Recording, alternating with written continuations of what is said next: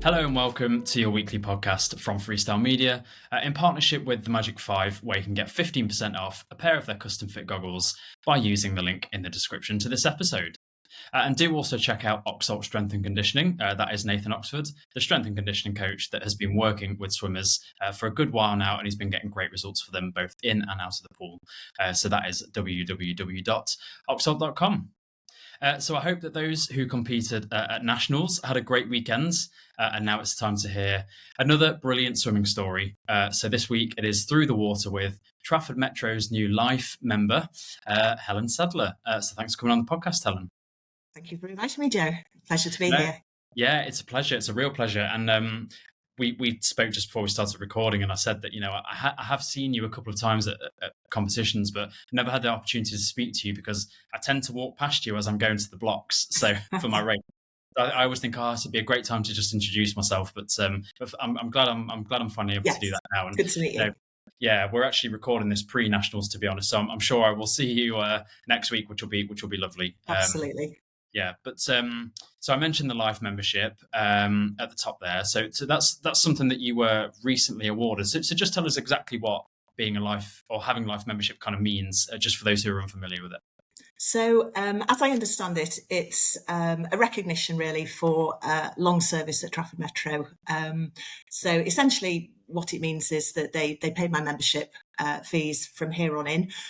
For the rest of my life. I obviously still have to pay training fees, which are not going to let me get away from doing that. But as I say, it's kind of a recognition. In fact, there were three of us that were made life members at the recent AGM. So there was myself, a guy called Mark Leach, who had been secretary of the club for, I think, 12 to 15 years. And then also Mark Redman, who actually is a swimmer who swam with me from kind of the age of 10. We're very similar age. And I actually worked with him doing all my strength and conditioning. So I did say I'd give him a mention. Yeah. But, we've grown up through the club. Our kids know each other. Our families know each other. And as I say, he'd been chairman for the club for a period of time and been on the committee. And likewise, I'd done I was the vice captain, I was the girls captain when I was a kid, I was the press officer when I was dabbling with the idea of a career in sports journalism, which for some reason I ended up as a lawyer, I don't know why. And then more recently, when my children have swum at the club, I've done things like team manager, timekeeper, did a little bit of judges training, but didn't really progress with that. I was too busy swimming. And I'm the welfare officer and have been, which Bob reminded me I've been for 10 years, which I hadn't realised. So when Bob told me at training the other morning, it literally pulled me to one side. So just before you get in, and I thought, oh gosh, what's this? Do we need a meeting about something? Thinking that there was something going on. And he said, oh no, the reason I wanted you to come to the AGM, which I wasn't able to come to because I was racing in Copenhagen, he said that we were going to announce that you were made a Life member. With that, I just didn't really quite know what to say, got in the water, did the warm-up, and then spent the rest of the day thinking, did I hear him right? And then put it on Facebook anyway. So yeah, that must have been a real spring in your step. I bet that's the best you've trained in a long time, because you must have been buzzing. Absolutely. I mean, it is such, it's such an honour from the committee to have that. I mean, for me, Trafford Metro, it's been, it used to be Sales Swimming Club up until I was about 18, but essentially it's my other family, and it always has been. And it's somewhere that I've kind of dabbled in other clubs, other parts of swimming over the years, albeit not for very long. But essentially, since 1981, I'm part of the fixtures and fittings, and it's slowly come to a recognition now in my own head of having previously been the baby on the Masters team. I've suddenly realised I'm one of the matriarchs, and it's like, oh my goodness, how did I get here? Oh, it's fantastic. It sounds like a brilliant journey, one that we'll obviously get into. But you kind of answered my first question there, which was going to be how many years have you been with the club? So you said 1981, which is great. But you did also briefly mention there about you've dabbled with a few of the clubs. So have you ever been part of another club? Have you ever left Trafford Metro and then come back? Yes, so I swam. So I swam for Trafford Metro up until I went to university in 1989. And then spent 4 years. I was still a member of Trafford, but because I was training with City of Newcastle, I competed for them. So I had 4 absolutely fabulous years up there. Really, really enjoyed it, but came back to Manchester because I had a job back here.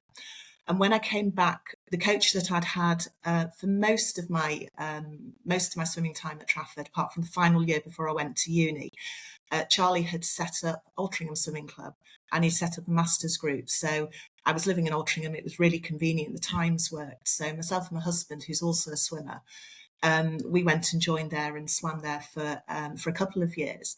And then after that, I followed my husband. He played water polo. So I thought, right, well, I'll give that a go. Yeah. Mix it up or whatever. I was terrible at water polo, I have to say.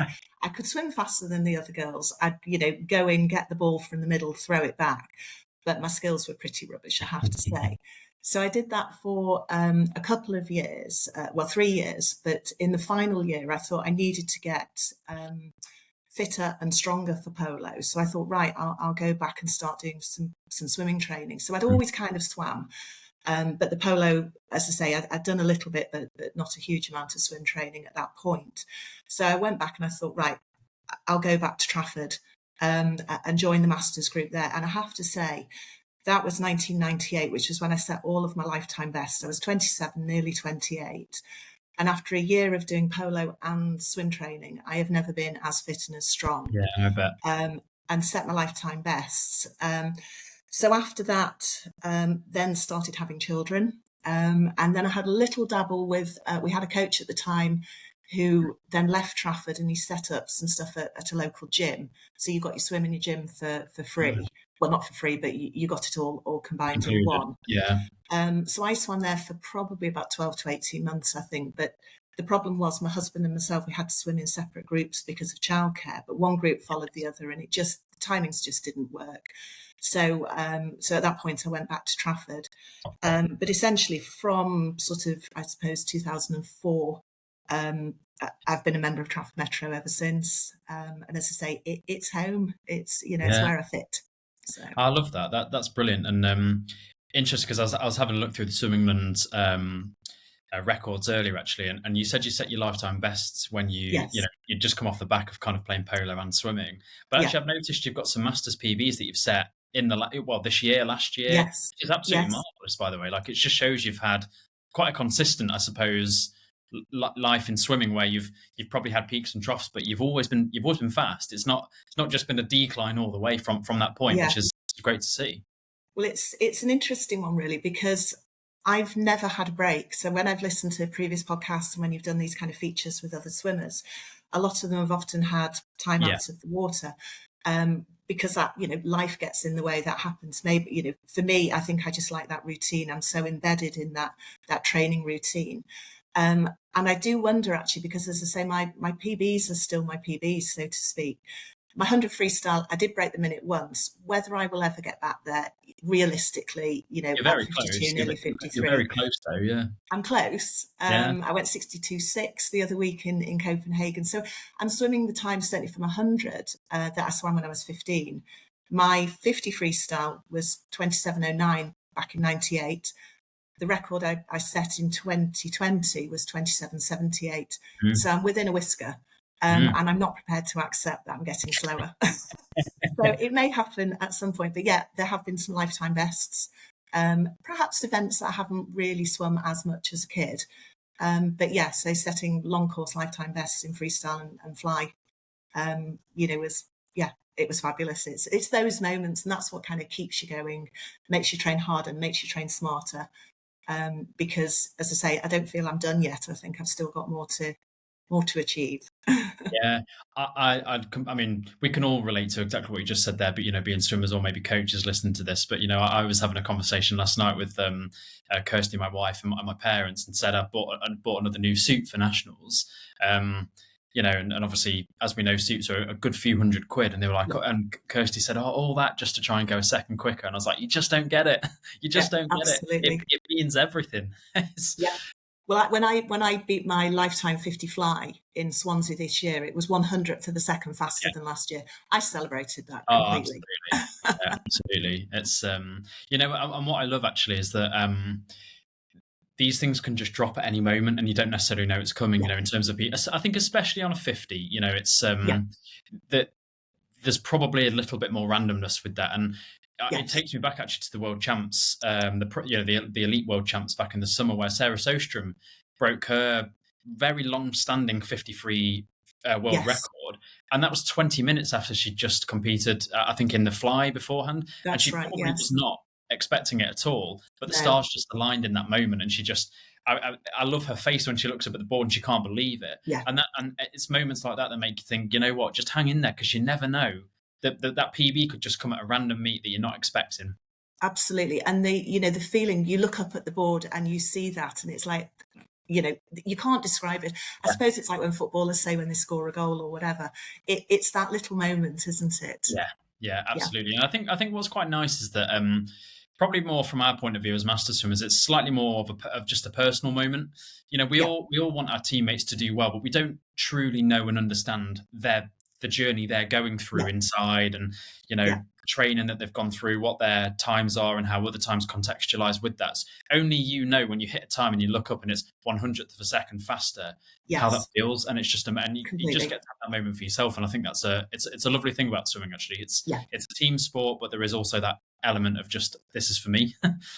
Yeah, and what's really nice, certainly, I mean, it's always the same, even as a kid, but certainly as a master, you do a PB, you break a record, whatever it might be. Your teammates are so thrilled for Mm, you, and that's it. It just kind of focuses it even more, doesn't it? And absolutely. likewise, so in Copenhagen, there was just the two of us there, me and Holly, and she went 58 for the first time, and Wow. I couldn't have been more pleased for her. She came out Yeah. massive smile on her face, Yeah. and it was fabulous, and I, Yeah. I celebrated it as much as she did, I think. So Yeah, that's so cool. So rewinding all the way back to the very start, before you even joined Trafford, although you said it was Sales, was it it before? was Sale Swimming Club Sales back Swimming in the Club. day. Yes. Yeah. So presumably you'd done like swimming lessons as a child, and you'd learnt to swim before you actually joined a club. Yes. So I was actually I was the last in my group to get my 10-meter badge. So I learnt at Sale as well in the teaching pool. So I've been in all of the pools at Sale, but learnt to swim. Eventually, kind of got my 10 meters on the back. So I was a backstroker as a child, and I was sort of lost my confidence. Went back into armbands, and it was a holiday. Being on holiday for 3 weeks in the pool every day, got that confidence, and started swimming, and then swam for school. And the swimming teacher used to do practice on a Monday night after school. So we'd all trot down to the local leisure centre, and she would line us up on the pool side in twos, and we would just basically do 25 sprints. Yeah. We didn't know it was that. You just had to line up next to somebody of a similar height, similar speed, and just go and race each other. Mm. And some of the mums used to turn up towards the end of the session, obviously to pick people up, and they henpecked my mum and kept saying to her, your child needs to go to the swimming club. Your child, get her down there. So eventually she relented, I think this has gone on for weeks. And she got me a trial at Sale, and I didn't realise, she didn't realise, I think, they didn't turn anybody away. They just slotted you into a group. So I was put in this group. So I turned up the first day, me and my sister, and some of the kids said, "Oh, new people have to go in the end lane." So we went in the end lane, and one of the girls from school came past me, and she grabbed my hand and she went, "You're not in the end lane. You're coming with me." So I went all the way over to the other end lane, which was the fastest lane in the group, and she went, "You'll be fine in here." And I was like, "Oh my goodness, what's going on?" And just had to keep up. But you were kind of taught all your strokes, all your turns, and then 6 weeks later, I swam my first gala. Picked for a relay because somebody dropped out, and that, as they say, was the start of it, really. Yeah. Oh, that's fantastic. And really interesting to hear you talk about confidence being a thing when you were really young. I've actually got two nieces. One is 6 and one is 2. And the 6-year-old Ella, she's having swimming lessons at the moment. And I think it's taken her a while to really build up that confidence. And Yeah, then I was sort of thinking, oh, I wonder what I was doing at that age. And I remember my parents didn't send me straight to swimming lessons, but my dad would take me religiously swimming every week, but just to yeah, mess around. yeah, And I might have mentioned this on the podcast before, but we used to play sharks and crocodiles. So I would be probably like a crocodile, he'd be a shark. uh-huh, And all it was, he'd be picking me up and throwing me, and then yeah, I'd be like pretending to attack him back, and he'd pick me up and he'd throw me again. And it was just me just submerging constantly in the water, yes, but having the time of my life. So I just had loads of confidence with water straight away, because I'd literally been thrown around in the water. So then I Yeah, think when I first went swimming lessons, I think I progressed quite quickly because I had no fear. And so it's just quite an interesting thing, really, how everybody's journeys are slightly different. But actually, it kind of makes me wonder if confidence has to come first before you can absolutely. really progress in any sort of way. Yeah, I mean, a similar thing. And I remember when you had Julie Hoyle on and she was talking about the Brownie Swimming Gala, because I Yeah, used to go. So when I could swim, I was also in the Brownies and the Guides. I used to go on a Tuesday night for an hour, and it was just Brownies and Guides, and they hired the pool, and you just went in and you played, and they did badges as well and things yeah, like that. So me and my sister used to go every single week, and in fact, actually, the swimming club used to come in afterwards. Their session started after, and I remember I always used to get out early and race up to the balcony to watch them go in and start, because in those days they didn't have lane ropes on every single lane, so it was a 5-lane pool and we only had 2 lane ropes in, so they would swim down the lane rope and up the middle. And it made this lovely pattern. I remember kind of as a little one standing on the balcony watching them, thinking, I want to do that. I want to be mhm, one of those. And maybe that's where, part of it all came from. But that confidence of going every single week, just as say, jumping in, being taught how to dive, doing my distance badges. I think all of that definitely helps. And that's certainly what we did with our children, is as soon as they'd had their jabs, it was in the water, yeah, lots and lots of, we didn't particularly say to them, we want you to swim because we were swimmers, but yeah. it was just a case of in the water, get that confidence. Just have And we fun. always Yeah, said to them, as long as you can fall off a boat in deep water and stand a chance, that's the level you've got to be at. But mm, after that, if they wanted to swim, fine. If they didn't, then yeah, so be it. yeah, Plenty yeah. of other sports out there. Absolutely. But you say you and your husband swim and your kids swim. So is it a Yeah. bit of a family affair? Is it? Well, my children don't swim anymore. No. So myself, say my husband was a swimmer, and we met at City of Newcastle, and got together at that point. And then, as I say, all the kids have had lessons. My daughter, she's the eldest. She stopped when she got to about 400 meters. She decided that was enough. And then the boys, they both swam and started with the club. My eldest boy, he dropped out at about kind of age 11. He'd never liked the water, Yeah, fair. but he could have been really good, actually, because he had a really good stroke and he was very coachable. Let's put it that way. Yeah. And the youngest one, he loved the competitions.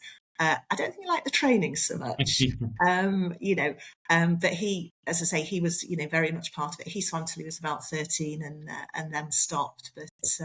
But through him, I, kind of started doing the team manager stuff. I got to be chaperone and go away when they went Mm, on swim camp to the yeah. Canary Islands. So, Nice. I got an awful lot out of, kind of being a swimming parent. Just had to make sure that it was kind of, I suppose, making sure that the kids didn't feel, well, because mum swims, because dad swims, we Yeah. swam to a certain level. I think sometimes that can make it harder for Yeah. them. And I do feel that perhaps they did feel that to some degree. Mm. So it's quite hard to step back. Yeah, I Um, can imagine. Hopefully I did manage that at some point. Yeah. Well, it sounds like you did, and they've all gone off and sort of gone on to other things, Yeah, which obviously shows yeah. that you did, which is good. What did I mean? If you can think, sometimes it's hard to remember how you used to actually feel about something when you were a kid, necessarily. But what did swimming mean to you when you were like a teenager? Was it everything to you, or was it just a hobby and you had other hobbies as well? I mean, I was sporty and I went to a very small school. So if you were on one team, you were on every team. Yeah. But swimming, I would say, was probably how I defined myself. Right. Because when I started, I mean, I was literally immersed is probably the best word, because you swam to begin with, it was a couple of times a week, but I started doing galas almost immediately, and then was obviously picked up at some point, because I just remember it was my times at coach. I mean, the coaches were taking other times as well, but I remember being told, when we were doing first choice, you're doing backstroke. And was getting times fed back to me, and was being kind of sort of told to keep an eye on the clock, and being made to swim at the front of the lane and things like that. So there was quite a bit of guidance on there. And then, as I say, started doing galas, then started to make some teams. So things like the Central Lancs team, Yeah. and things like that was picked for, to represent the club at various different galas as well. And so it very quickly, I went from the 2 sessions a week to 3 to 4, to starting mornings, to, Yeah. doing multiple mornings before school, after school, etc. Every weekend was, well, not every weekend, but a lot of weekend was at galas and things like that. So birthday parties at school got missed because it was, I'm sorry, I'm swimming, and everybody sort of just expected. Yeah. I'd get invited to things, but it's like, oh, I can't come this time, it's a gala, and occasionally I could, and it was great. But I think from quite a young age, 11 or 12 or so, it was, that's how I defined myself. And I think that's how people saw me. That was my perception of what they thought. And in fact, actually, when I got my life membership and I put it on Facebook, one of my school friends, who we still meet up with, came back and she put a little kind of group chat on. And she was just saying, that's what we all knew you as. You swam every morning before school, and we've all followed your progress, and we continue to do so. Yeah. So I think that, in a very long and convoluted way, it was, what I saw myself as. So it really did, cover the whole of my life, really, I suppose. Yeah, that's brilliant. And you said as well earlier that you've never had a break, you've never stopped training, so you've always been part of a club. Yeah. Have you ever considered time away, or conversely, have you ever just kind of gone through the motions with it and thought, I'm just not enjoying this at the moment? Have you had periods like that in your life? I mean, I think nobody can sustain, that level of sort of involvement, I think, without some breaks. So I suppose naturally I've had 3 breaks because I've had 3 children. So, Right. I've swum all the way through my pregnancies, right up to the end, and then got back in 6 or 8 weeks later. But obviously I was advised, because I've had a couple of miscarriages, to kind of keep my heart rate relatively low, don't push yourself too much. So I think naturally I probably had 2 or 3, 3 years at least of quite gentle swimming, just working on technique, just enjoying being in the water, no pressure whatsoever. And then from time to time, I've ended up missing nationals because of, there was one year I had ear infections in both ears, couldn't swim. Another time, something else had cropped up, or maybe it was dependent on when the children had been born, that I wasn't going to be fit for nationals. Or if I did, I just did a couple of 50s. And so with those natural kind of breaks, I've still been in the water, but I haven't been, kind of training as intensely. Mm-hmm. And then I think as the children have got older, and certainly when the youngest was swimming more, so he'd be swimming, I'd go out.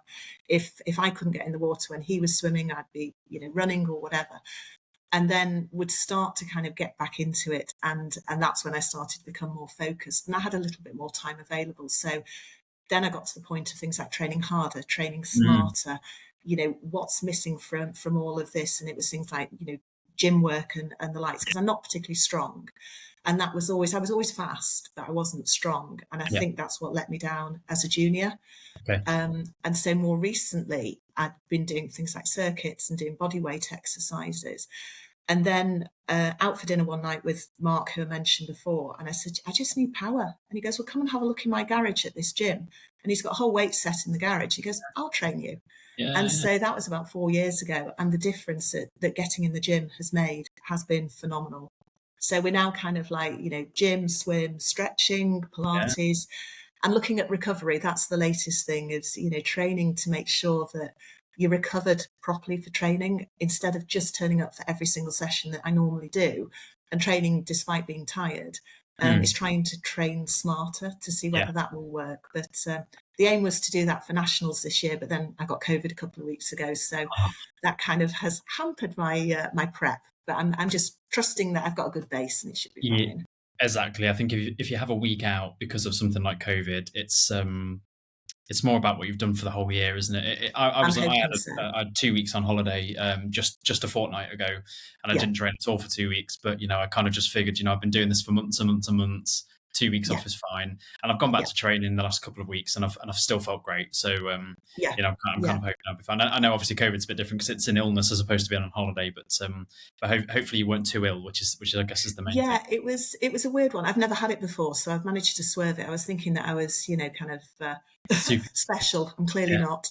But I felt terrible for the first 3 days. But then it literally just sort of disappeared, and then I was just waiting to test negative. Yeah. I found my recovery has been hampered by it. So Right. I was racing last weekend, raced Saturday and Sunday. And then I was in the red on my recovery for Monday and Tuesday. So it's then kind of going, no, don't train, don't do something, wait till you go back in. And then I was in on sprints last night and actually was swimming quite well. So, it's trying to kind of be smart about it as opposed to anything else, really. Yeah. One thing that I'm really getting the sense from you, which I love, is just this massive enthusiasm towards swimming generally. So, for example, you talked about 6 to 8 weeks after you'd had children, how Yeah, you go, okay, I want to get back in the water, but I don't want to swim too fast. But yeah, you know, the fact of the matter is, you still wanted to get back in the water. So if yeah, that meant gentle swim technique, etc. Now, sort of to present day, you're looking at all these different facets of how you can be a better swimmer, a faster swimmer, yeah, recover better, etc., etc. Swimming to so many people that don't do the sport maybe is quite boring, because they're like, well, it's just swimming up and down. yeah, But it's when you hear people like yourself talk about your journey and all the different things that you've been thinking about throughout your years, it makes you realize that there's actually a lot more to it than that. And you can yeah. always innovate. You can always innovate as a person, no matter how older you get. There's always something you can change and do differently, and sparks a whole new level of enthusiasm. And it feels like you just Completely. never lost that before. Yeah, and do you know what's really weird? And it was during COVID. Bob was fabulous with the whole club. He did the, oh God, what was it called? The isolation games. So it Yeah. was a bit like Taskmaster. Something got set every day, and the whole club got involved. And we set Oh, up a great. Facebook group, closed Facebook group, and the kids were posting things, the adults were posting things. He was setting us gym tasks, writing poems, drawing pictures, whatever it might be, and we were all doing those things. And one of the things we had to do was to post something about our swimming journey. And my little video was about why do I still swim all of these years on? I'm often, if I do like Arena League or something like that, I'm the oldest swimmer on the deck, Mhm. and older than some of the officials as well. But I took out a picture that had been in the newspaper when we were kids, and it was the kids that had made the Northern Counties team from our club back in, I think it was about 1983. And there was this picture of this kind of bunch of us. So Northern Counties was generally from age 12 to age 15, 16, maybe 15, I think it was.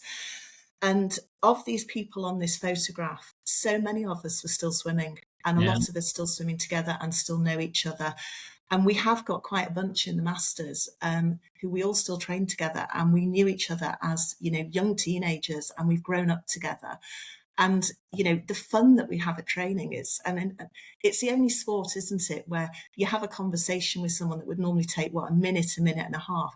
It might take us 8-100 freestyle to get that conversation finished, because you have these snatch moments. And Yeah. then you have the other moments, don't you, where somebody just drops a comment and then they push off. And you're laughing so hard you can Yeah. barely, you can't even breathe. You're choking in the water. And it's that kind of camaraderie that goes on at training. The back chat to Joe, who was, Joe and Bob. Joe used to swim at Trafford when she was a kid. She also trained at City of Manchester. But I've known Joe since I was a teenager, Yeah. or even preteen. And there's that, that shared history, Yeah. and as I say, and I think because of that, the nature at the club and the likes, that we have all of these people who are still swimming in their, 40s, 50s, 60s Mm. and beyond. I mean, Neil McKinnon, who's our 80-odd-year-old superstar, he was in the Masters when it first started, and he used to Wow. come in our training session on a Sunday night. I'd be about, 14, 15. And I remember him coming in, and I worked it out before, he was probably about my age now, when I used to see him swimming as a master. But also what I really like is the fact that the kids that I've seen them growing up, been on Arena League teams with them when they were little. I was saying this to one of our swimmers last night. I said, I remember you when you're about 9, and they come through at 18, they start to train with us and they stay with us. And if they can see that there is that path all the way through, Yeah. from early teens all the way through to, 18 and beyond, then, that's such a good thing. And as I say, I think it's the ethos, and it's the friendliness in our club that, encourages all of that, for sure. Yeah, definitely.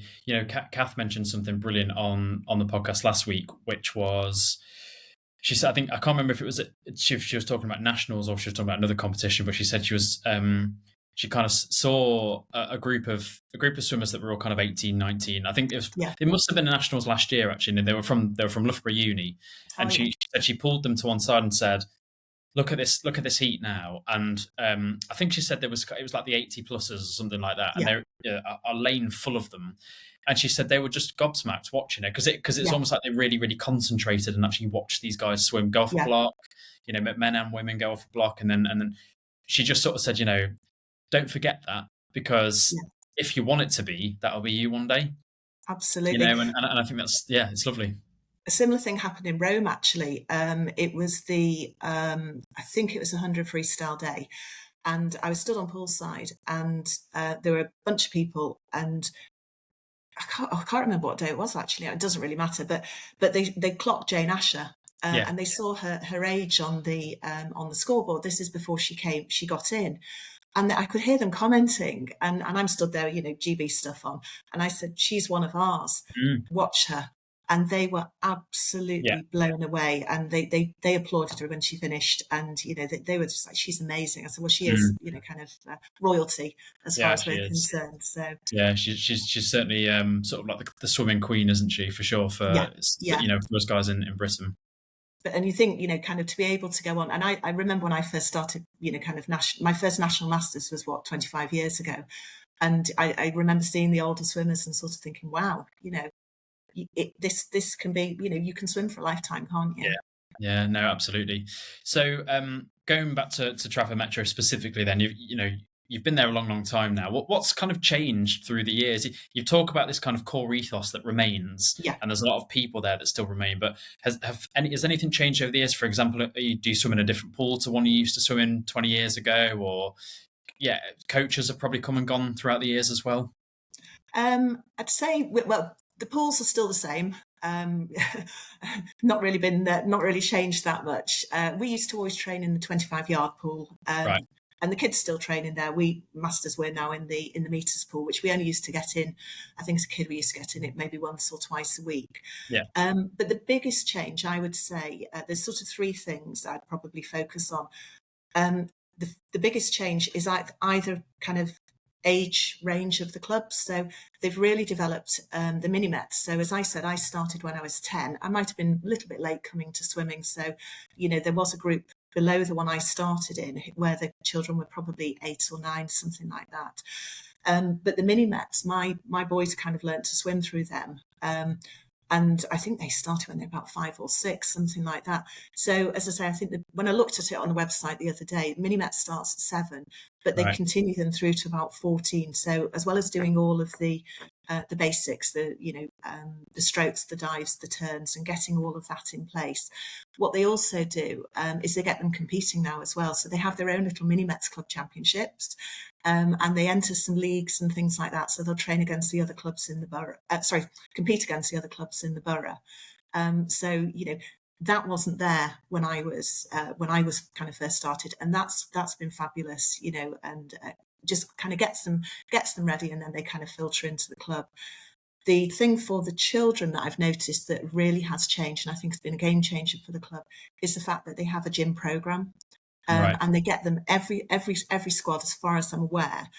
They get them in and doing gym, so it's body weight exercises, kind of that sort of core stability, stretching, and then obviously they move on to some light weights as they get older, and Yeah. kind of they're ready to do that. And of course, Bob and Craig and Dan and everyone, they're all kind of coached. All qualified in doing all of that, so it's all kind of really, really safe for them and everything. But that we didn't have gym specifically as a kid. We used to do it on camp, but we had these sort of isokinetic machines on the side of the pool, which were machines with a rope and a pulley, and you put resistance on, and the more resistance you put, the more you got back from the machine. But that was really half an hour in a session. That was like the kind of extent of what we did. Yeah. And then the other thing that I'd say that has changed for Trafford is the growth of the masters. So, as I say, when I first became aware of masters, I was about 14, 15, and they used to come in our session once a week. They got an hour, and that has just grown and developed. We now have 8 sessions a week available, Wow. mornings and evenings. And the club has gone from, I mean, even when I did my first nationals 25 years ago, we had about 10 of us went to nationals. There were 2 women. We could only do a mixed relay because we didn't have enough.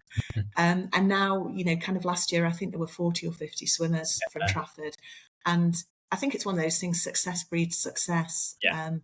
And the membership has just grown. And as I say, the fact that we now have 8 sessions a week, I mean, I don't know of any other clubs that actually are blessed with that amount of water time.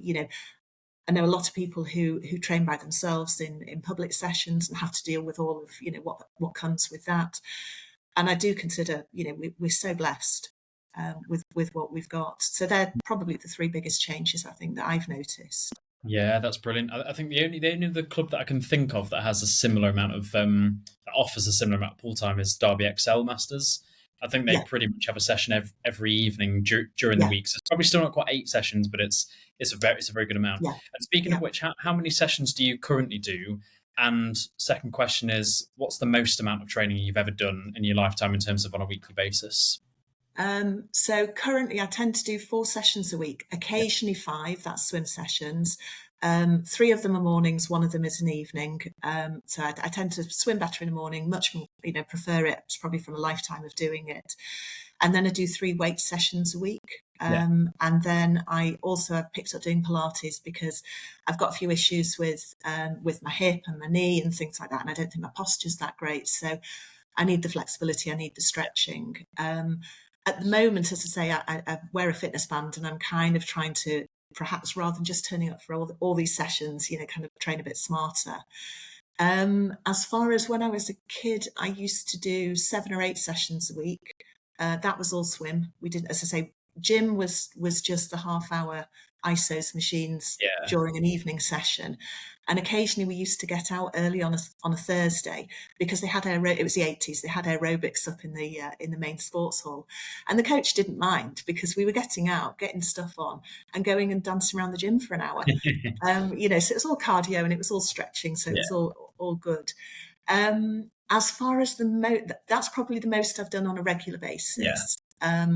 I think probably the most, as I say, that I've done during a week is obviously when I've gone on camp. yeah. So whether it was we did a master's swim camp this year, we went to Calais, just north of Barcelona, which we got beasted every single day, twice a day.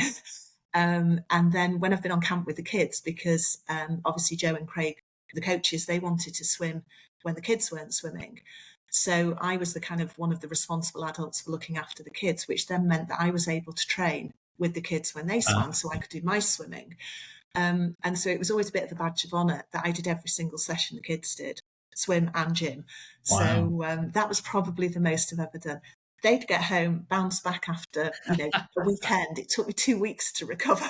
Yeah, I bet it did. I bet it did. Bet it did you wonders though. Sort of getting that much training in Oh, that short absolutely. And time. when you've got the sun on your shoulders and you're training long course, I mean, what more can you ask for? Absolutely, absolutely. So, I mean, training camps obviously generally means going abroad, Yeah, which is also the case for some competitions. If you wish to kind of yes. compete abroad, and is that something that you've always done as well through your lifetime? Have you always every year gone? I'd like to go to this country this year to compete. Has that always been on your radar?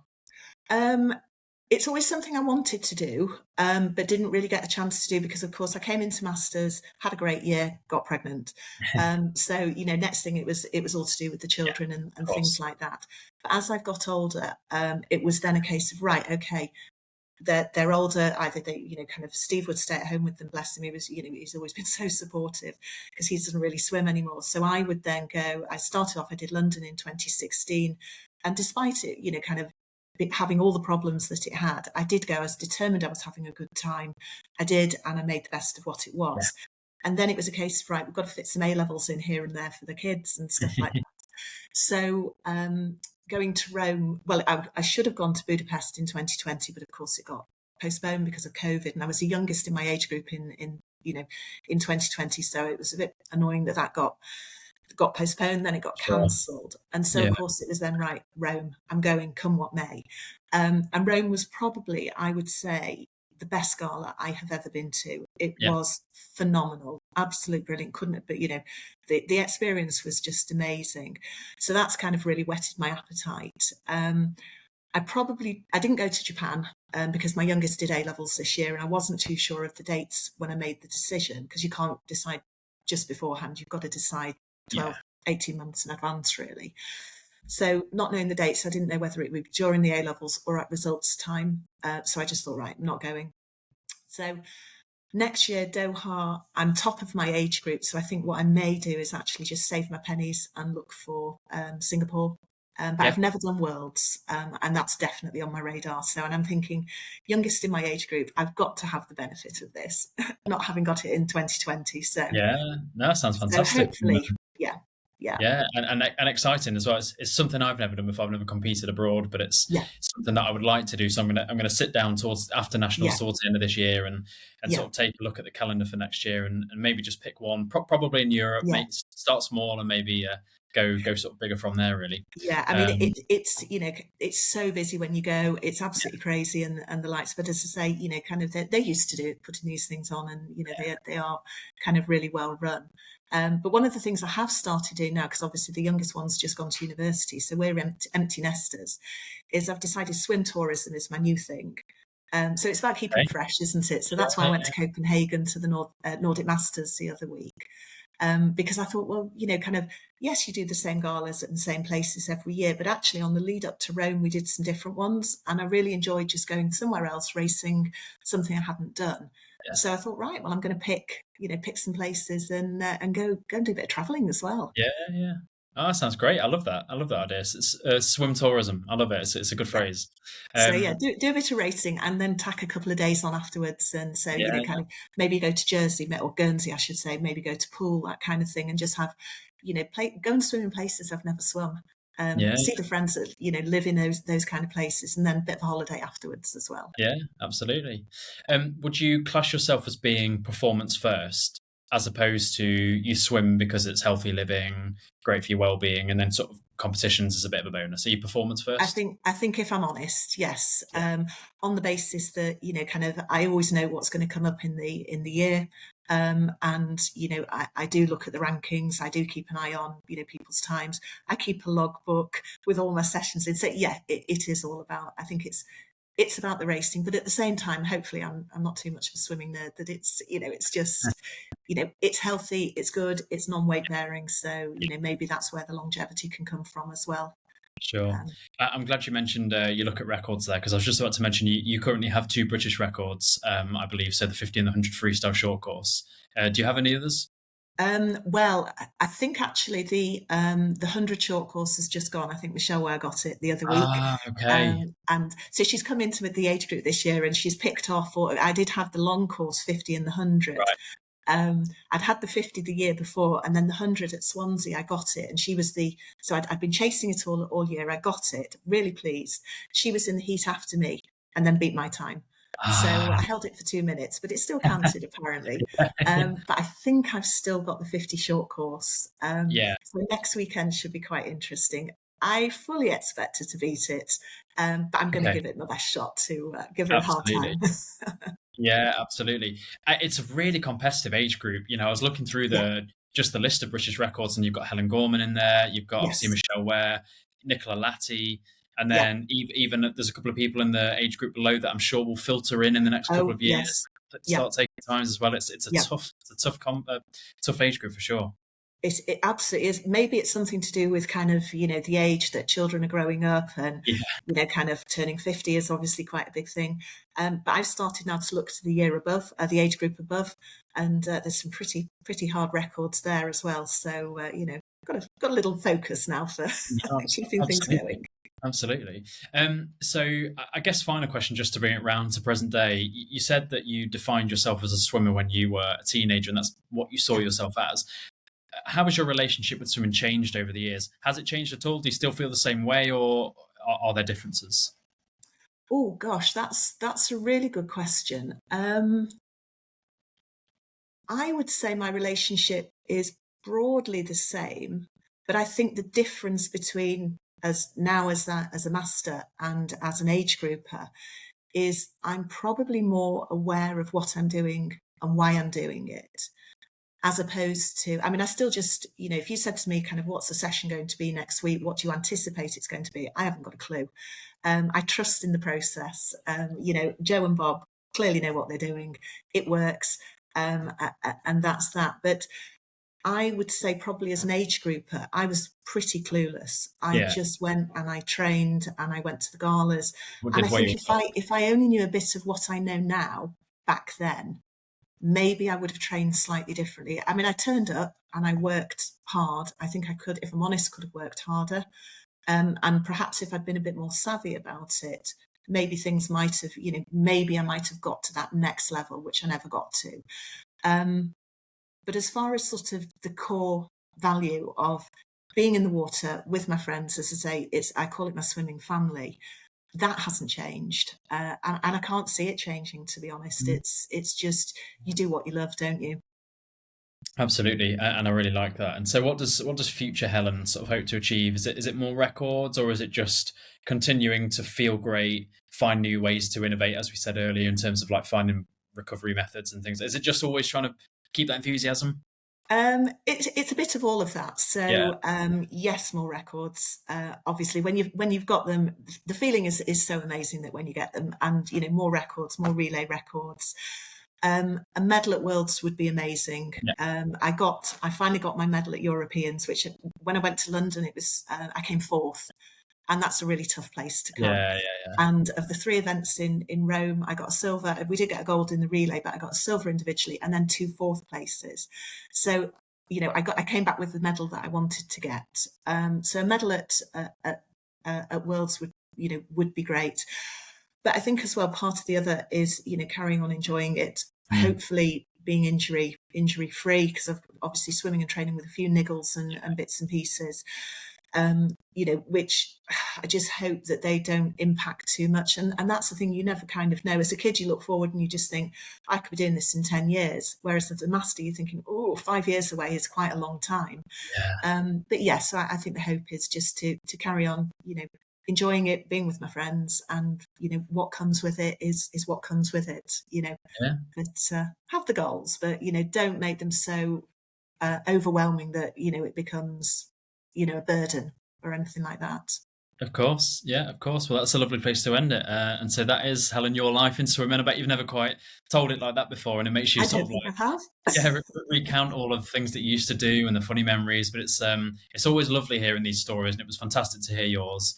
Having life membership, it sounds like it's truly well deserved. So congratulations there. Well, thank you very As much. I say, this is a strange one because it comes out after nationals, but we're recording it pre. So actually, I'm going to say this: I'm looking forward to seeing you at nationals. It'll be nice, and yeah, thank you very much again, and see you soon. I look forward to seeing you at Nationals. Thank you, Joe. Thanks. Cheers.